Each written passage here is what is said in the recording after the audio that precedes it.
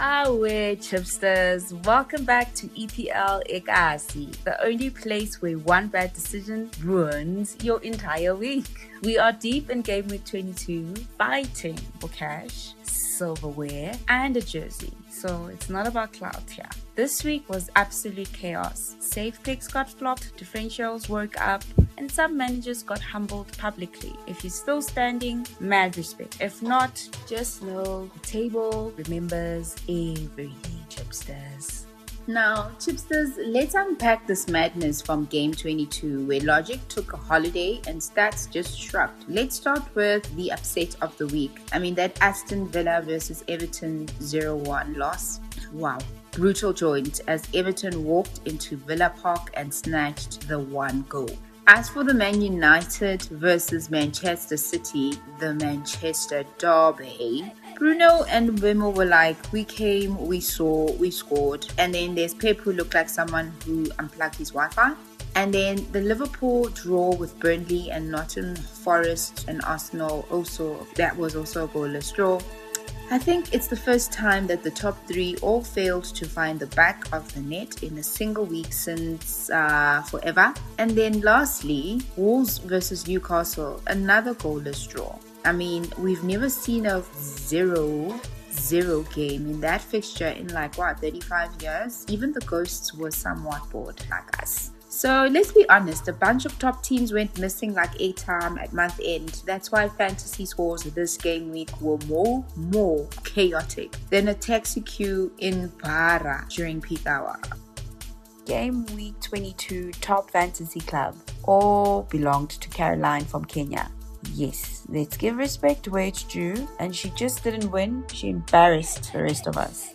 Captain Dogu said, give me the armband, and casually dropped 30 points. No noise, utter damage. Then Hall and Chow pulled up with 9s. Chalova added an 8. And Palmer, finally he's a footballer. Bruno with 10, Mbumo with 9. And the bench boost, Sanchez with 11, like a plot twist nobody saw coming, which bagged Caroline 111 points. This was a masterclass with respect. As we move to Team of the Week, Game Week 22, if your team had some of these names, congrats, you slept peacefully. Justin from Leeds pulled up with 9 points, a clean sheet, and a 1-0 win over Fulham. No hype, just real work. Then we've got Wits at Liverpool, who said, I'm here now, 10 points bagged, statement made. Somerville matched that same energy with 10 points as well. Consistency finally clocking in. Then West Ham beating Spurs 2-1. Spurs once again providing content for everyone else. Jeremy from Palace lost the match, but saved his FPL managers with 9 points, because sometimes you lose the battle but win the fantasy war. 2 Fernandez this week, Bruno and Martinez, both on 9. Different teams, same vibes. No, I lied, Bruno was on 10. And Brock B from Sutherland rounding it off with a goal and a win. Respect to those who took the risk on him. Look at this team, guys. New faces, new stars. After months of the same names bullying us, the streets have officially changed. So this game week was giving no favorites, just survivors. Right, Chipsters, now we're moving to my most favorite slide. If you're looking for the most shocking yet deserved flex of Game Week 22, it's Patrick, the plug, Dogu from United. No, I'm not joking. And who is he? He's a 21-year-old Danish dynamo who was signed by United in 2025. He's quite fast, he's a fullback, a wingback, and even an out wide. Quite tall, athletic, and not afraid to run into danger, all your defenders. So why he's fantasy gold right now? Well, if everyone watched the Chester derby, we know that he scored the crushing 2-0 win, right? And he made all those defenders look like they were playing teta ball with him. So managers who bought him for Game Week 22 saw big returns. We just saw with Caroline, she had 30 points with the captaincy, and it's not even cute. That's like chaotic good. So looking into stats that we've just picked up for FPL, Tribuna mentioned that he scored his first Premier League goal this season, and it really matters. Where StatMoose says he's had 3 assists and a defensive contribution, which shows that he's he's not just one trick pony. Then lastly, from Premier League, they mention how he's playing an attacking, which is a wild role at United, meaning creates more chances or returns. But however, is he really worth buying for game week 23 and long term? My short answer is still maybe. I mean, if you need a differential and your nerve is stronger than your wallet, then yes. He's quite cheap compared to the elite mid forwards, but with another attack in return. And I mean, looking at United's schedule, it isn't the worst. And his role has evolved into attack first, then defend. So Fantasy Premier League seems to love that. So word out in fantasy streets is he could be nailed in the starting 11, especially when United switch shapes or injuries come about. So as long as Ruben keeps in playing, hey,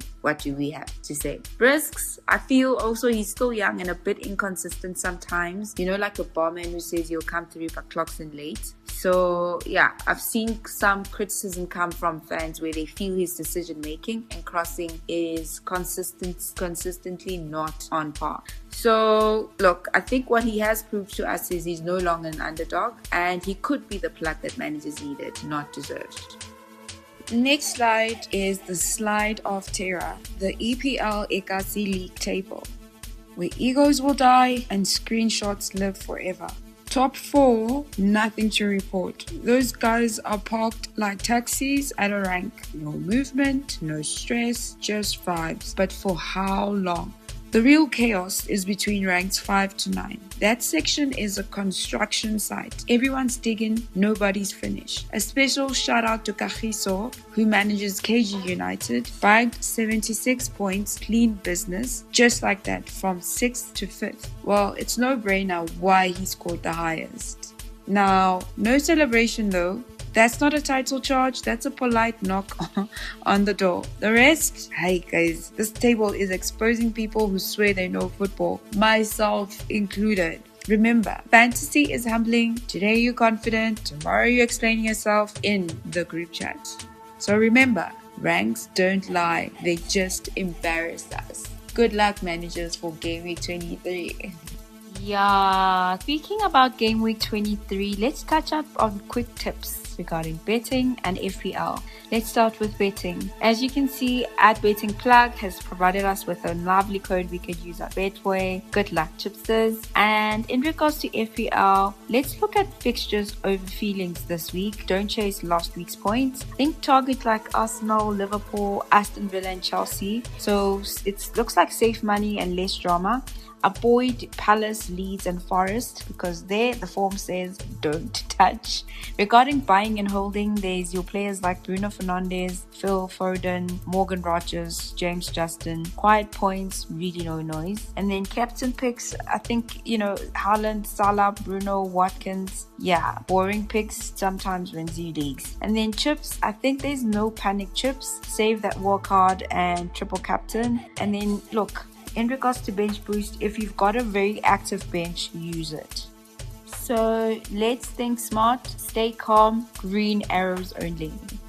And that's a wrap, Chipsters. That's game week 22 wrapped. Chaos, comebacks, cooked captains, and one proper masterclass. Caroline from Kenya set the standard. Zogu shook the fantasy streets. And the eKasi table, we were exposed, guys. We've looked at team of the week, the movers and shakers, and the smart plays heading into game week 23.